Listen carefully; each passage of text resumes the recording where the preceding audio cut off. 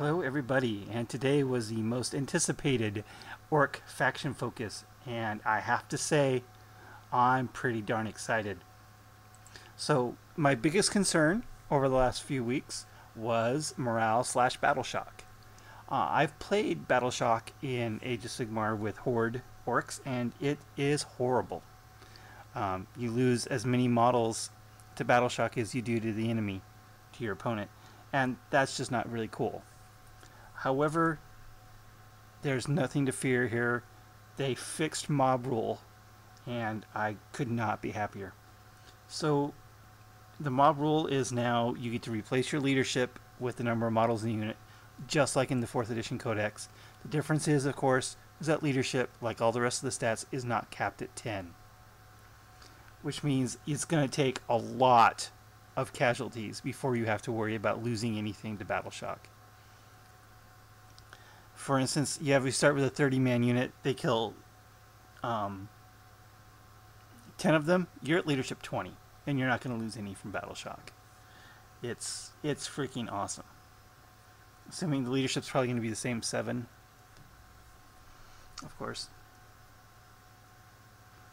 So you'd actually have to kill about half of the unit before you have to really even have a chance of losing any. So that's quite exciting.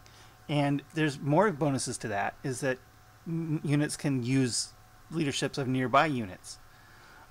So I don't mean I don't know if that's going to just include characters or heroes, so to speak, or if you're going to be able to use the leadership of other large mobs. So you'd have to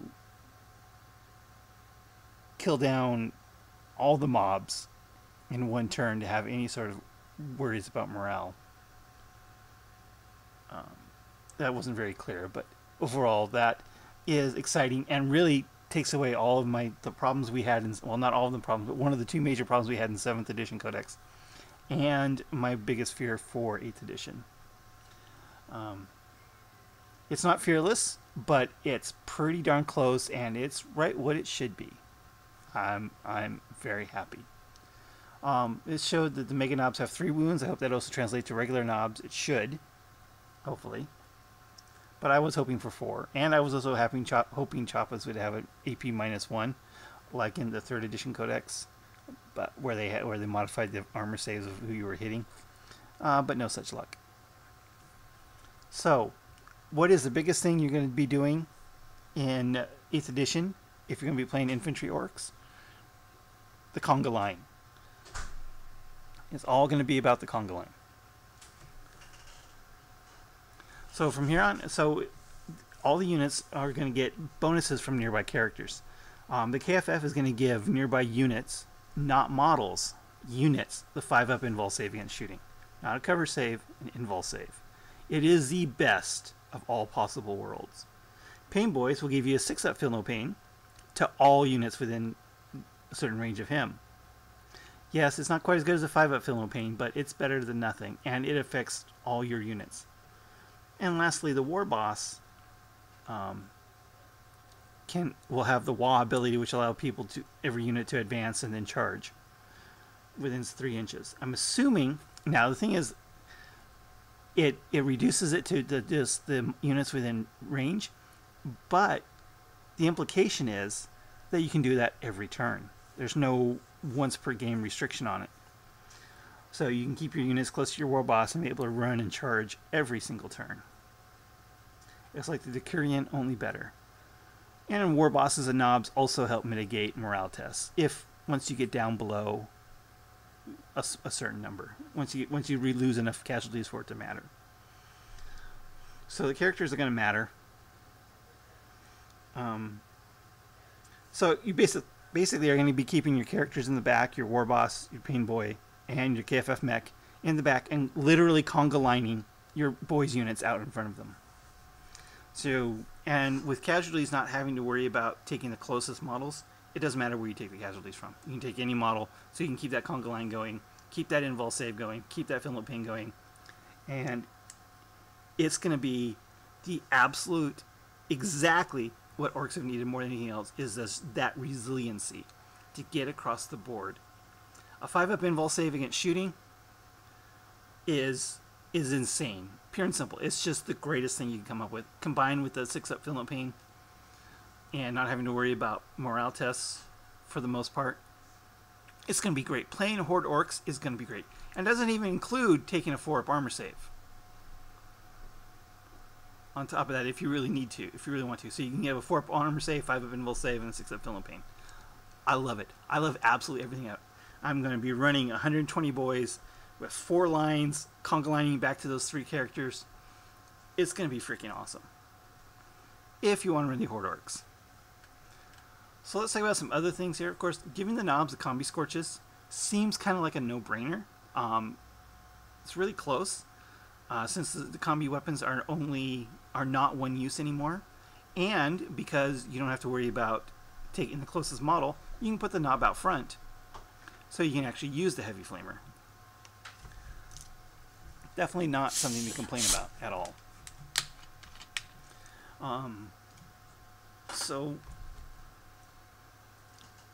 And then the article also mentioned dusting off the killicans. I hope so. I hope they fix killicans, because they're just absolutely horrible in this current book. They need to be literally half the price and go back to the Strength 10 Power Fist, not that can claw crap. They're just absolutely horrible in this book. Worst. I'm not talking about it. It still seems that you're not going to be able to get a 5-up invul save for the characters themselves, which kind of sucks, but there won't be any challenges anymore either, so that helps a lot.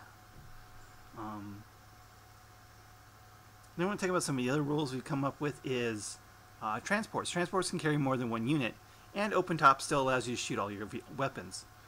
So we can now put multiple units of, say, tank busters or ludas in a battle wagon.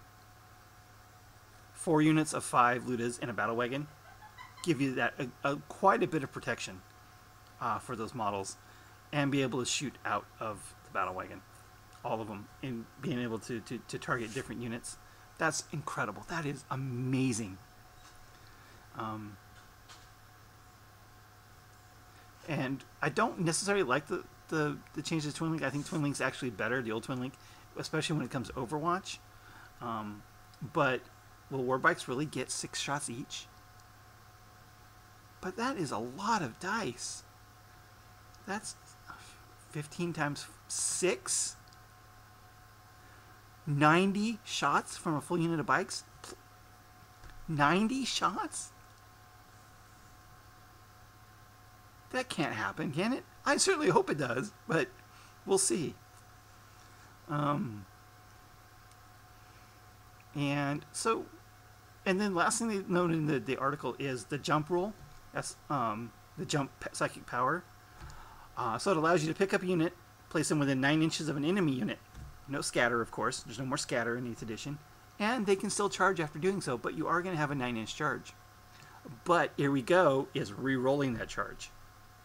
I assume it's going to be after you have to roll double. You have to re-roll both dice, not just one like you can now. You don't have the option, so it's either going to be re-roll both or not at all. Even with that, you still got a pretty darn good chance of making a 9-inch charge with that. So I can actually see building an entire list with the sole purpose of jumping as many units as you can first turn. You just take as many weird boys as you get and just literally put as many units right in front of your opponent as you possibly can first turn. Even if it's something like a Gorkanaut. I didn't remember if let's see, did it actually say anything about infantry? I hope it's not just infantry. Just double check that real quick. An Ork infantry unit. Okay, so it does have to be infantry. But it can still be Mega Knobs. Or Tank Busters. Or even Burna Boys. Don't be too far away to use or burn as that term, but it'll definitely be a unit your opponent has to destroy. Which take fire off your other stuff. So yeah, so I can definitely see, as I said, I can definitely see a whole list created around that the jump psychic power. I think it would be a fun list to build.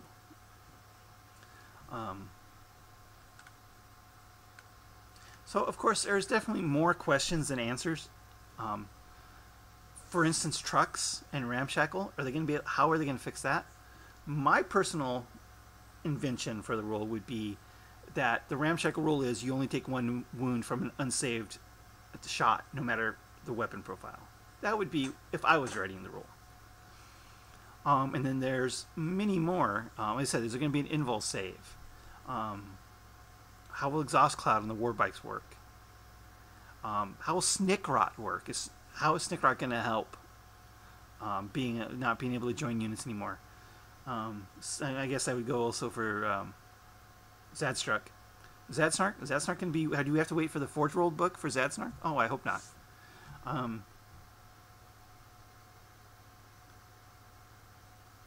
But so again, there's and points. Of course, it really all comes down to points. The only thing we've had for actual points so far is the 13 points for a tactical marine, which is I think is down 1. So are boys going to get cheaper? I certainly hope boys are going to get cheaper, or at least, yeah, not have shoot as cost like they do now.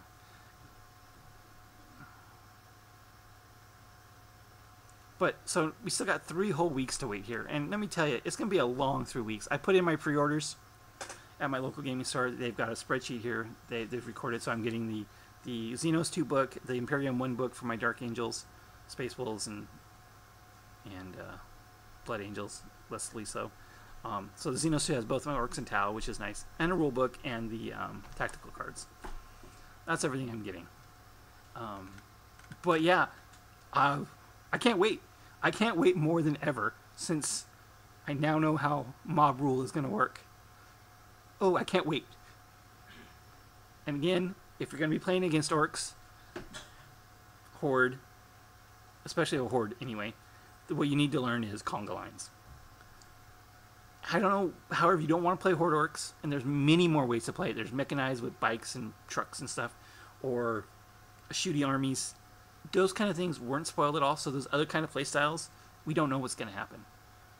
Luda's, what are def guns going to be? I assume they're going to be AP -1, damage D3, or maybe damage 2, with the same D3 shots.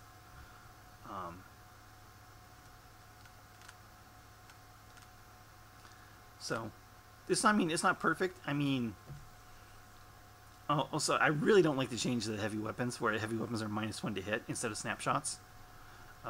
For everyone else, that's good. For Orks, it's exactly the same, so it's almost like a nerf compared to everyone else.